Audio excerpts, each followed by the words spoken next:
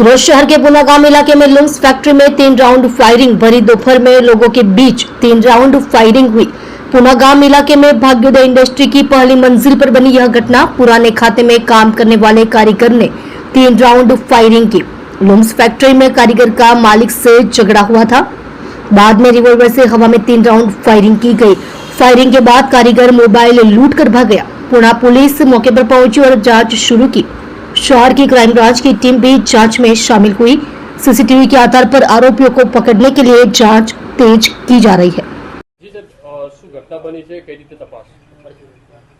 ગઈકાલ બપોરના 12:30 વાગ્યાના આસપાસ આ જ્યાં કામના જે ફરિયાદી છે એમને ફરિયાદીના ખાતા ઉપર અગાઉ કામ કરતો દિલીપ ઉર્ફે દિલીપસિંહ ઉર્ફે દીપક જે ખાતા ઉપર આવેલો હતો અને અગાઉ એને જે ખાતા ઉપર ઝઘડો થયો હતો આ કારીગરો ત્યાં કામ કેમ કરે છે એ બાબતે એને ધાકધમકી આપી અને 2 થી 3 રાઉન્ડ ફાયરિંગ કરી અને અજાણ્યા કોઈ ઇસમ સાથે આવેલો અને ત્યાંથી ભાગી ગયેલ છે।